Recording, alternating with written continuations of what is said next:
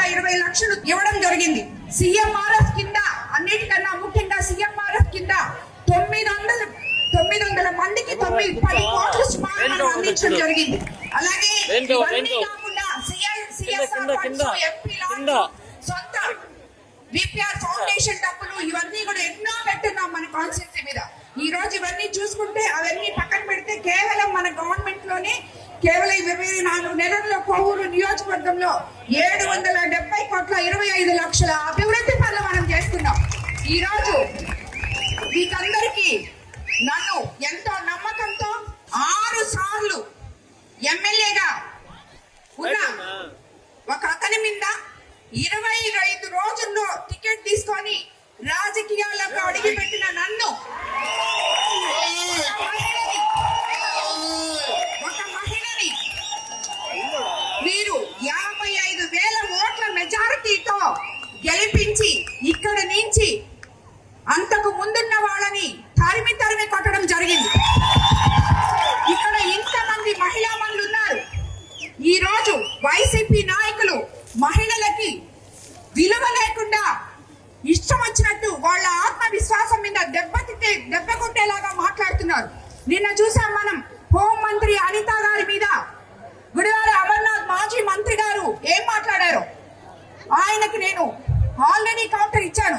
ఇలా మాట్లాడడం తగదు. మా నియోజకవర్గంలో కూడా ఒకడున్నాడు ఇట్లాగా మాట్లాడేవాడు.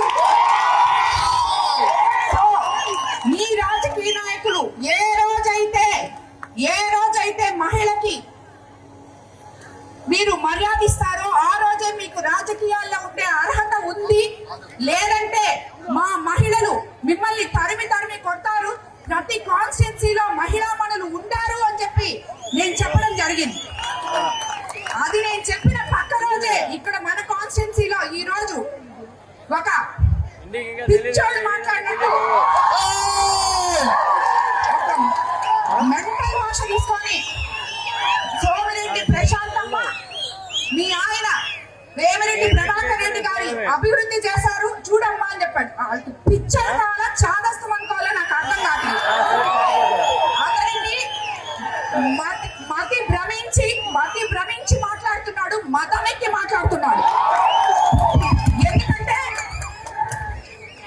నేను సోమిరెడ్డి ప్రశాంతి రెడ్డిని వేమిరెడ్డి ప్రశాంతి రెడ్డిని నీకు అనవసరం. నన్ను ఏ రోజైతే ఎలక్షన్ ముందే నేను ప్రజలకి ఎవరో చెప్పని విధంగా నేను చెప్పి ప్రజల మన్ననలు పొందాను. నేను నల్లపరెడ్డి ప్రసన్నని అని చెప్పి నువ్వు చెప్పే ప్రసన్న నిన్ను తరిం కొట్టారు. అది చూసుకో ముందు. ఎవరైతే ఏంటి ప్రజలకి సేవ చేయడానికి నేను 2 కుటుంబాలకి గౌరవం తెచ్చిన ఆడలేదని నేను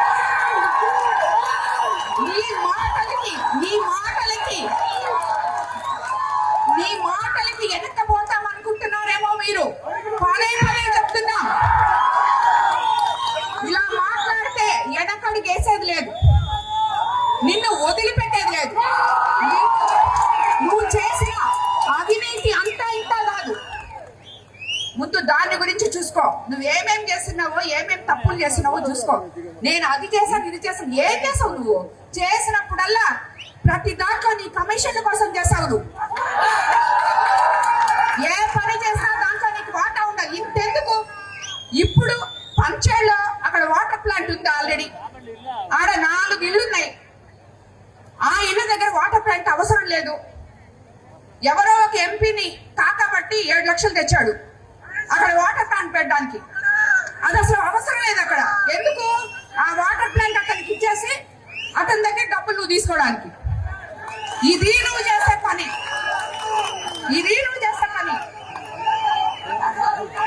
ఈ రోజు నీ దగ్గర ఉన్న ప్రతి నాయకుడు నా దగ్గరకు వచ్చి చెప్తున్నారు, అమ్మా నువ్వెప్పుడు మమ్మల్ని చేర్చుకుంటావు?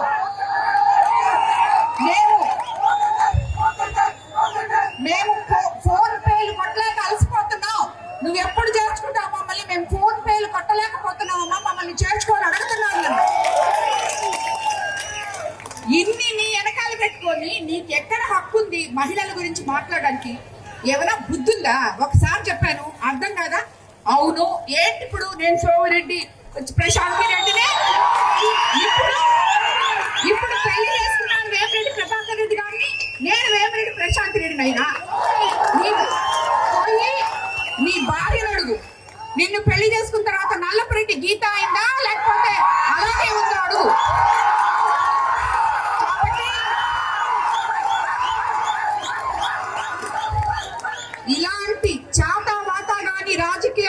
ఇక్కడ చేయొద్దు.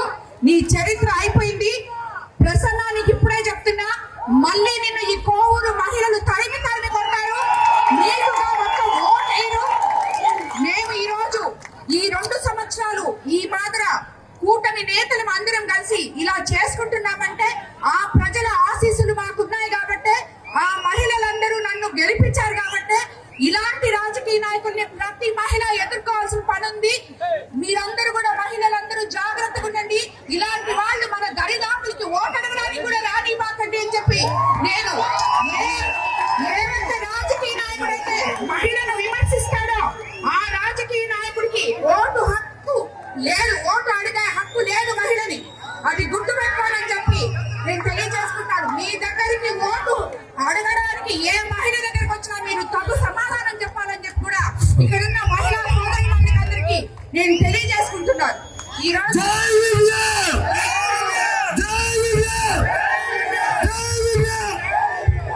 మనము ఎంత గమ్ముగుండాలన్నా మనల్ని రెచ్చగొట్టి ఇలా మాట్లాడే వీళ్ళందరి గురించి మనం పట్టించుకోవాల్సిన అవసరం లేదు. వీళ్ళ గురించి అసలు వాళ్ళ ఒక మనుషులుగా మనం లెక్క కూడా ఇవ్వలేదు. ఈ రోజు మనం ఇదంతా మాట్లాడినందుకు, ఈ మహిళలందరూ నా పక్కన ఉన్నందుకు ఇది అక్షరాల సత్యము.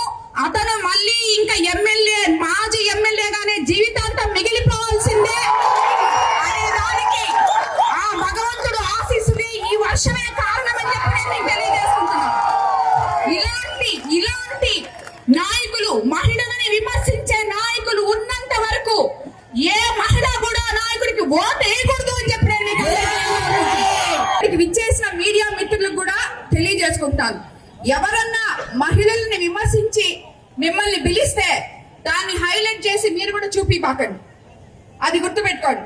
మీడియా మిత్రులు కూడా ఎవరైనా కూడా మహిళల్ని విమర్శిస్తూ మిమ్మల్ని పిలిచి ప్రెస్ మీట్లు పెడితే, ఈ రోజు ఆయన ప్రెస్ స్టేషన్ లో మైక్ ఇసిరేస్తున్నాడు, ఆ మాత్రం మీరు కూడా మైకులు అక్కడ ఇసిరేసేసి వచ్చేయండి.